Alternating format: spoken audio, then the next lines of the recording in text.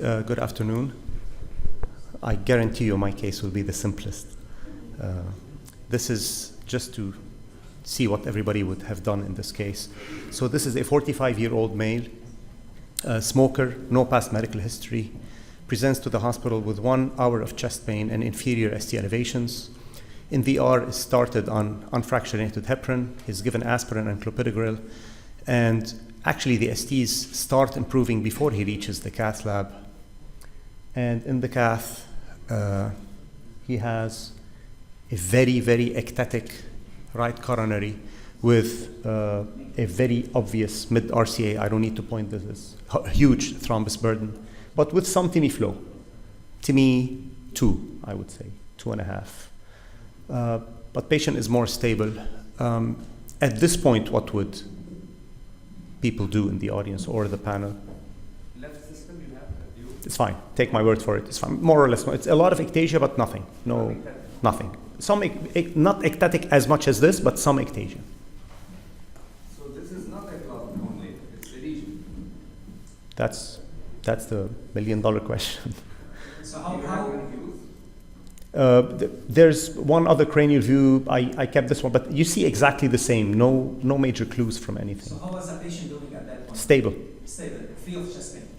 Yeah. I will stop the procedure at that time. Of course, go with potent antiplatelets. Maybe I missed it when you presented what kind of therapy you get at AR. He was at this point. He was only on aspirin, clopidogrel, and had gotten heparin. No 2B3A yet. Okay, so I will upgrade to ticagrelor and add 2B3As plus heparin for at least 48 hours and bring it back to work. Great. So this is exactly what was done.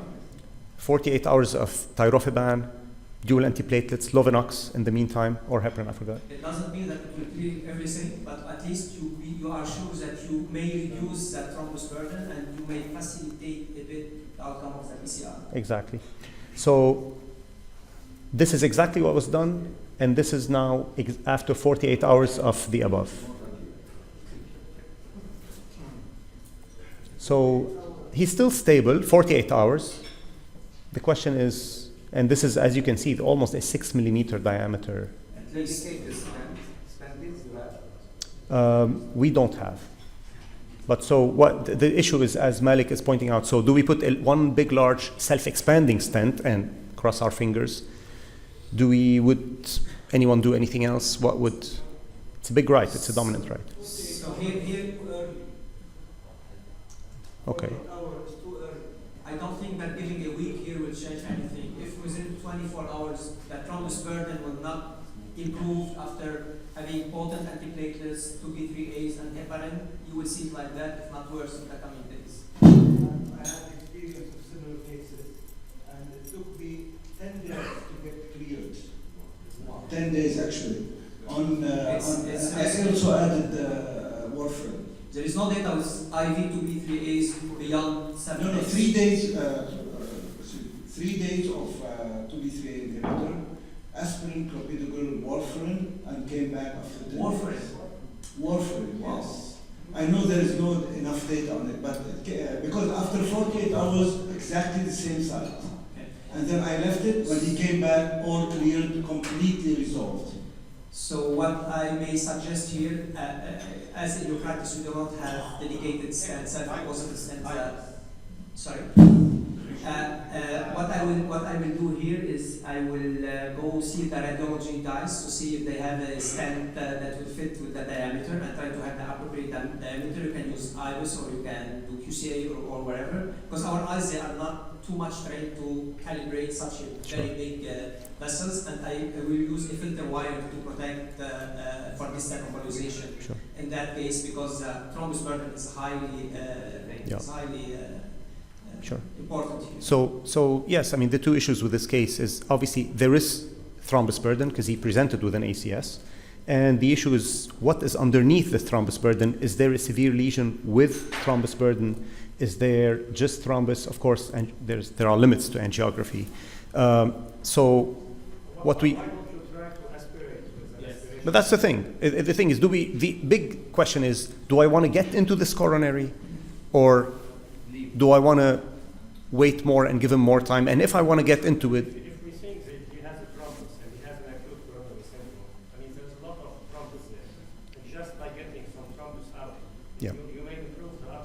Sure. Rebeiz assume here that your wire will go taking that lumen, and you will aspirate. The tip of the aspiration catheter that we have is very small regarding the large diameter and the thrombus that is opposed on the contralateral side of the lumen here. So you won't remove everything. You may improve it a bit, but you won't clear everything. Still, the risk of embolization will be considerable. Yes.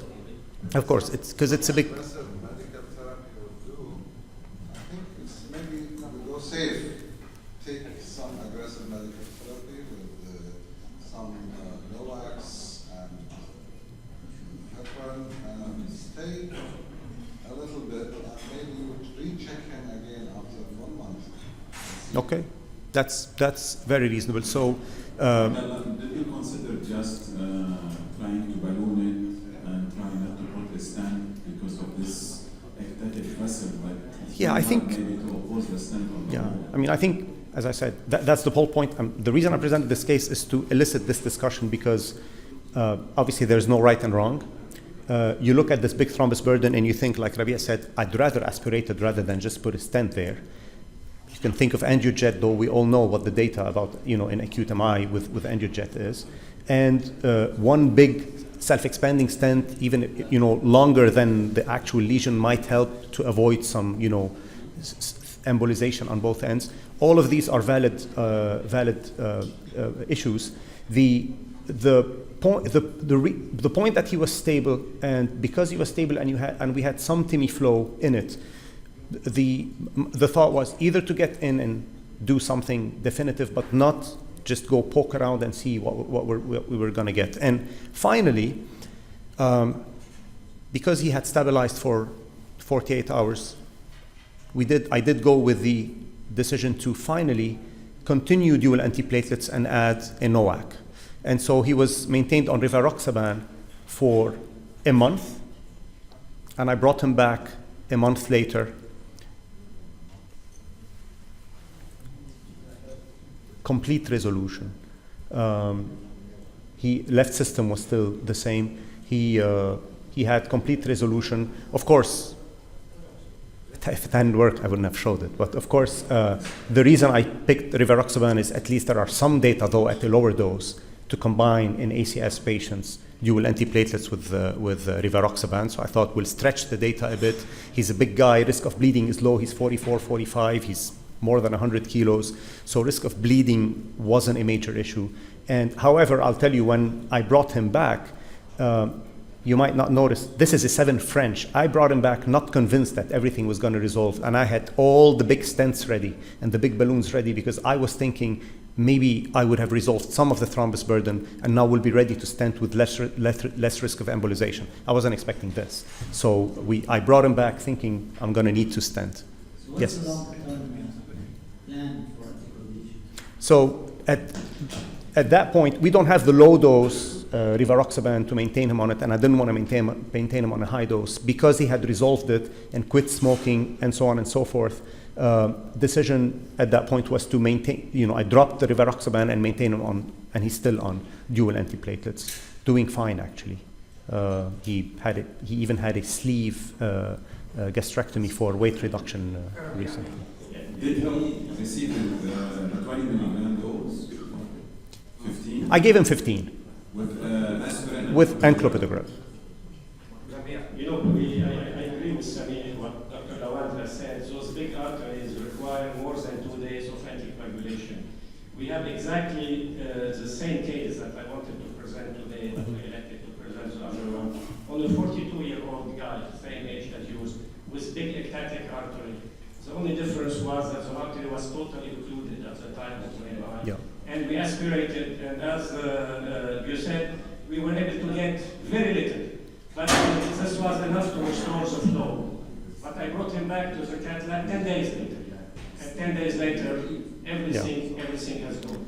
So 2 days maybe too short to resolve such a huge thrombus. Yeah. So these patients who do resolve are probably, and to go back to Fadi's point, well, should we image it by IVUS or OCT?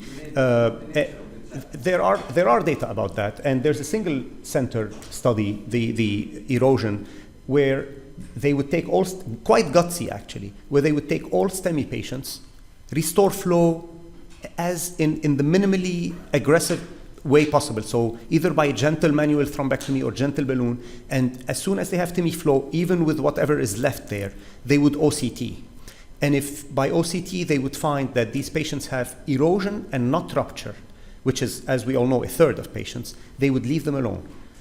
Dual antiplatelets, plus or minus anticoagulation, and they would bring them back. And in this study, actually, they showed significant thrombus resolution with, in patients who by OCT had erosion and not rupture, and none of them actually required restenting on follow-up. Now, of course, this is not guideline. This is single-centered. This is probably there's a lot of selection bias because we all know how these things go, but still, it's gutsy enough that they did it. Yes. Is there any history of paroxysmal arterial fibrillation?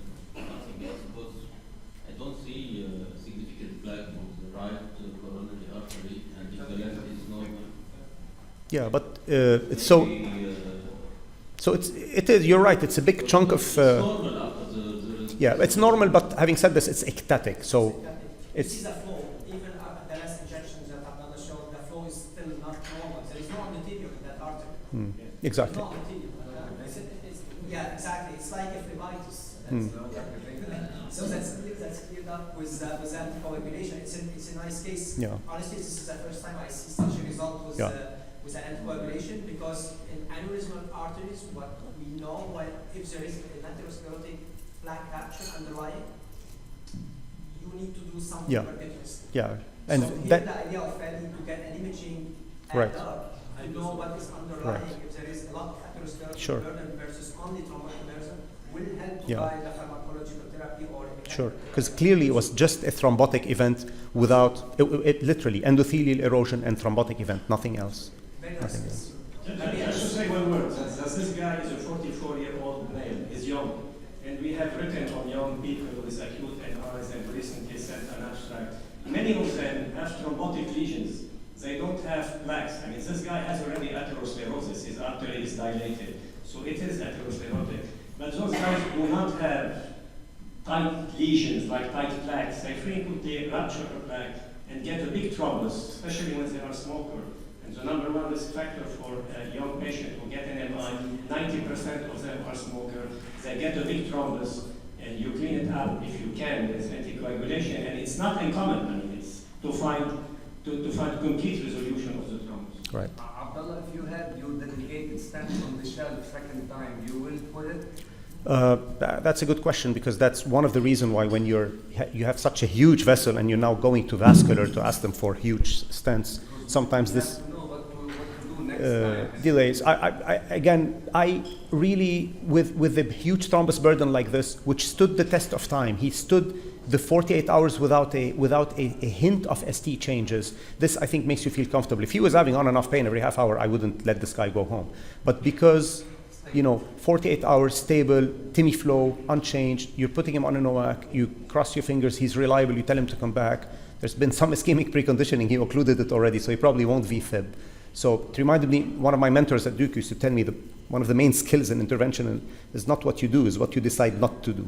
So this was one of those cases. It's a great case. Thank you very much. So it's a pleasure to present our last case presenter.